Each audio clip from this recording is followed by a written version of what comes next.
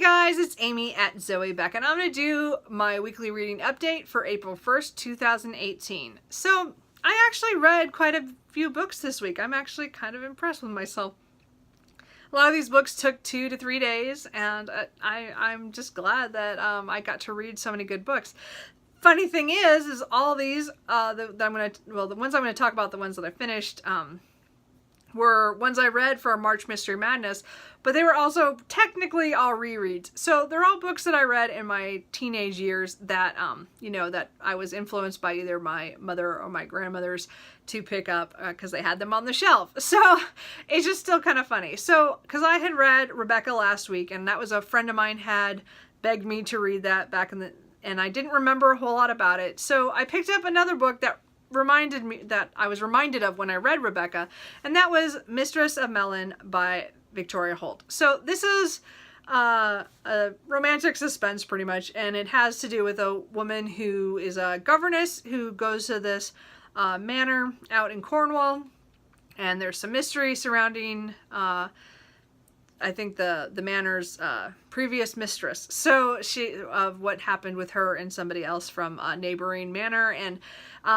then there's things that happen. They're like, why is that happening and stuff. And so it has a little mystery, and there's some romance in it, and it's just, I mean, it's pretty. The romance part is a little predictable, but everything else was pretty cool. I enjoyed this read. It was like, it was nostalgia. I didn't remember a whole lot about it. I did kind of remember the person behind everything, but I liked reading it again to just see how that all got put together. So it was really good, and as I said, I just finished it last Sunday. So then I picked up right after that The Stone Bull by Phyllis A. Whitney. So this was written in 1960. This was written in 1977. So this deals with a woman who, her sister has recently died, and she's grieving when she meets this man, and they have like a whirlwind romance and get married within months of meeting each other. And he takes her back to his family resort that they have in the Catskills at Laurel Mountain. And there's something going on with the way that people talk to her and look at her, and she's not sure what the heck is going on. So there's some mystery around that they're not telling her. So I really enjoyed the reread for this, because this is the one I remember the most out of all the books that I read this last week and a half that were technically rereads. This is the one I remembered the most. So it was fun to watch it unfold because I didn't remember parts of it, and I found it really interesting the way this one did. There would be like a passage where it was her in the future telling us, if I I didn't know right now, but it wasn't quite like a futuristic, it wasn't quite the same as looking back and saying, if I'd only known.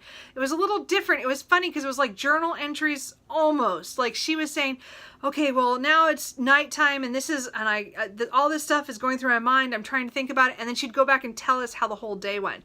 And it was kind of different. It was a little different formatting for me. It took me a little while to catch that. And it was really cool though, because it was a little different.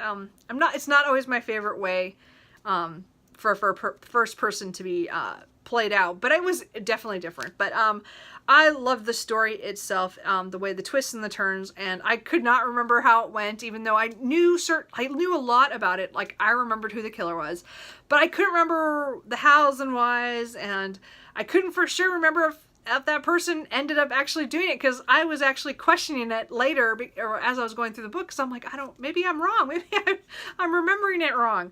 So I really, really enjoyed this, and again, the best part of it is the mystery, and the setting is really well done. I think she describes the fall in this area really well. So I really enjoyed this. Again, it was another mystery. So for March Mystery Madness, this actually is an extra pick. I didn't actually choose this for anything. This actually doesn't count. It's an extra. But this one was my foreign pick, just so you know. And then after finishing The Stone Bull, I picked up another book that I read when I was a teenager, and that was Madam, Will You Talk by Mary Stuart. Now, I loved this book. I did not remember anything about this. I know I read this. I have copies of this book. I think I have a hardback copy, a really old one. Anyway, so I bought some of these really new ones. They're really pretty. I did not need to splurge on these, but I love them. Anyway, so This book was really good. As I said, I didn't remember it, but the mystery was really good. And this was fast paced for most of it, and it was just a lot of a certain kind of action, let's put it that way. It was really interesting. I really liked it. I keep saying that. Sorry about that. So this follows Charity and a friend of hers who is visiting the south of France for vacation. Charity befriends a young boy called David, and she's kind of confused about what he's doing. He's hanging out and just around the hotel, and he's with his stepmother, but they don't seem to get along. And so she kind of tries to take him, you know, a little sightseeing, and things kind of don't go the way she thought. So things are there's like this whole thing about his, you know, his past, and she gets wrapped up in it by kind of accident, but kind of by putting herself into the middle of it. It was actually a really good, fast-paced book. I blew through this. It actually was one of those books where I had to tell myself to slow down, because I was like almost skimming pages because I was just so worried about her and I just wanted to get through. So I found that I skim for two reasons. One is when I'm bored and I'm trying to get to something good. And then the other time is when I'm worried about the character and I want to make sure that they're okay. And that's definitely what I was doing with this book. So this was a great book. I actually use this for March Mystery Madness for the new challenge because it's a new copy. It's the best I could do. And then I finished out yesterday with a little book. Lobster is the Best Medicine, a collection of comics about friendship by Liz Climo. And these are just so cute. I love her illustrations with these animals and their friendship, and they're just so cute. I didn't realize she had little books out, so I got this one from the library, and I have another one coming also that she has out. These ones are kind of nice light reads in between things, and as I said, it's just, I love those. They're all collected together, so it's just fun to flip through, and they're just so cute. So anyway, that was kind of a little extra. So then yesterday I picked up my next read, which is Frankenstein in Baghdad by Ahmed Sadawi.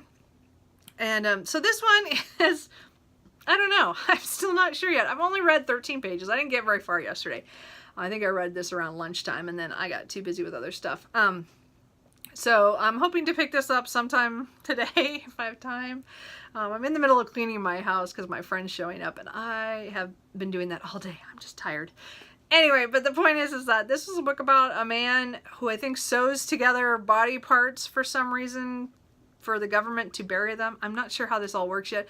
To me, it sounds like a scam, but we'll see what happens. But the first part of the book actually starts about this old woman, so I'm not sure how it all connects yet. But this was long listed for the Man Booker International, but I mean, I saw this a couple months ago and was really interested, so I wanted to pick this up. This is translated by Jonathan Wright from the Arabic, so I'm really looking forward to this, and so I'm hoping to get some read today. But the next couple days, my friend's going to be here, so who's visiting, so I'm probably not going to be able to read much at all, because we're planning on doing a lot of sightseeing within a really short period of time, or here at my house drinking. No, we're just, I'm kidding. We're going to do a lot of sightseeing, like we only get a day and a little bit, so it'll probably just be too busy to be reading. So I don't know what I'm going to pick up next after Frankenstein in Baghdad, because I don't know how long that's going to take me to read. I might not get that done until Friday or so, because I don't know.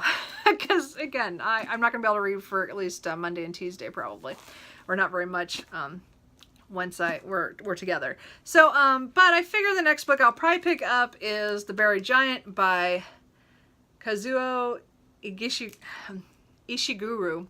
And I don't know if I want to read this. This is for my In Real Life book club. The only thing I know about this is that there's people who want to travel across the country, England, for some reason, and I think this is back in, you know, I don't know if it's actual Roman times or right after that or something. I'm not sure, but it's not calling to me, and so I'm not sure I'm going to read this. This is, as I said, I have to read it by the 10th, so I don't know.